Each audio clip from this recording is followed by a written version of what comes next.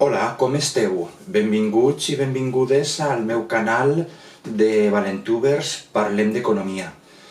Bueno, una setmaneta més estem ací amb un altre nou vídeo i esta vegada vaig a parlar-vos de l'últim informe que ha publicat Intermón Oxfam. Els informes que publica esta organització no governamental a nivell internacional són molt interessants. Este últim, que es va publicar el passat dimecres, fa referència a la situació dels impactes en la desigualtat per part de les empreses de l'IBEX 35. L'informe s'anomena Quien parte i reparte. I la veritat és que les dades que es mostren en aquest informe són molt interessants i crec que mereixen ser analitzades perquè d'elles podem extraure moltes conclusions i reflexionar bastant.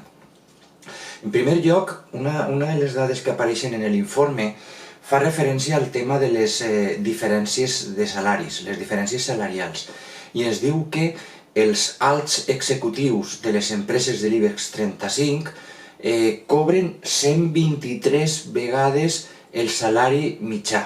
123 vegades el salari mitjà. Això mostra unes grans diferències salarials que fa que la distribució de salaris, la distribució de la riquesa en definitiva, siga molt desigual. I això incrementa les discrepàncies i les desigualtats entre la majoria de la població i determinats grups de persones que són privilegiades perquè ocupen alts càrrecs de responsabilitat en les grans empreses.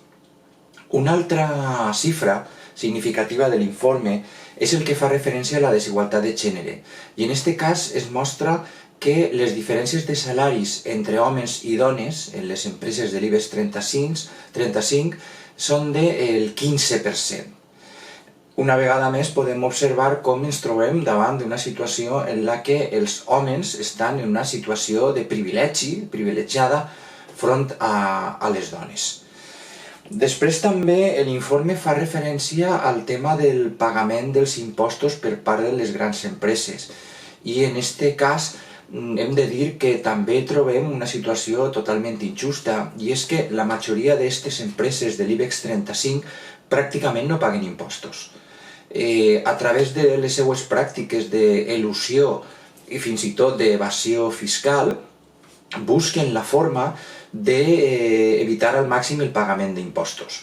Bé perquè tenen la seva seu central en països on se paguen molt pocs impostos o pràcticament no se paguen impostos, o bé perquè busquen altres formes de pràctiques empresarials molt poc ètiques a través de les quals aconsegueixen bonificacions o exencions en el pagament dels impostos. Clar, si una gran empresa no paga impostos o paga molts pocs impostos, lògicament això significa que la resta, especialment o principalment les persones assalariades, haurem de pagar aquesta part d'impostos que no paguen les grans empreses.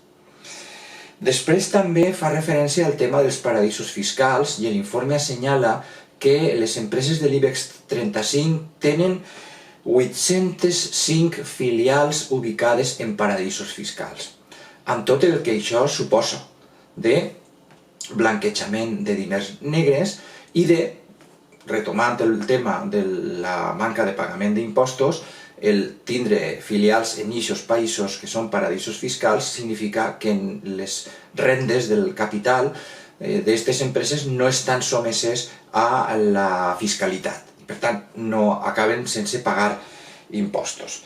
També parla l'informe dels crèdits fiscals que els estats concedeixen a les empreses per la compra d'empreses que tenen pèrdues, fomentant així la especulació entre les empreses. Si vos interessa analitzar en més detall i conèixer millor les dades de l'informe, vos recomano que entreu en el web d'Intermón Oxfam i que busqueu l'informe. La veritat és que és molt interessant, com vos comentava. Jo vos he plantejat aquells aspectes o aquelles xifres que a mi m'han cridat més l'atenció. I a partir d'aquestes xifres vull fer-vos una xicoteta reflexió. I la reflexió és la següent. Una vegada passada la crisi econòmica, l'última crisi econòmica del 2008, i ja fa més d'una dècada que es va produir aquesta crisi, seria d'esperar que les desigualtats es vegin disminuïdes i que, com a conseqüència d'això, els índexs de pobresa i d'exclusió social també es reduïren. En canvi, això no s'està produint.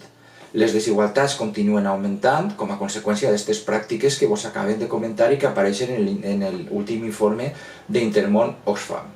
I jo me pregunto, com és possible que una economia com l'estat espanyol, que des de l'any 2012 fins a pràcticament fa un any ha estat creixent a taxes de creixement econòmic del PIB, del Producte Interior Brut, del 3%, aproximadament 2,5-3%, com és possible que creixent en aquestes taxes les desigualtats continuen augmentant? Així falla alguna cosa, hi ha algun problema. La conclusió és molt clara. Si s'està produint un creixement econòmic a unes taxes del 2,5-3% de l'economia espanyola i les desigualtats continuen augmentant, això és perquè el creixement se concentra en un grup reduït de persones, mentre que els efectes sobre el conjunt de la població, sobre la majoria de la població, no se produeixen. És a dir, que la majoria de la població continuaríem en una situació de crisi o, en tot cas, no ens veuríem beneficiats per el creixement econòmic. I això és la realitat, i això ens fa molt que pensar, perquè això significa que el model econòmic actual és un model totalment injust, i és un model que no permet aconseguir l'autèntic objectiu de l'economia, que hauria de ser la millora del benestar social i la millora de la qualitat de vida de la majoria de la població.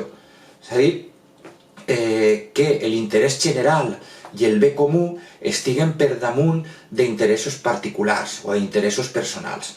Però, malauradament, això és el que s'està produint, i les xifres de l'informe, de l'últim informe d'Intermón Oxfam, ens mostren això. Bé, és una qüestió que jo volia compartir amb tots vosaltres amb este vídeo. Així que, com dic sempre, reflexioneu sobre aquestes qüestions que vos acabe de comentar i tragau les vostres pròpies conclusions. A mi ja només em queda més que acomiadar-me per a un següent vídeo i insistir-vos en lo important que seria que subscriguéreu al meu canal de Parlem d'Economia, perquè d'aquesta manera, entre tots i totes, podem difondre totes aquestes idees que crec que pot ser interessant que conega cada vegada més gent. Moltíssimes gràcies per la vostra atenció i fins a un altre vídeo.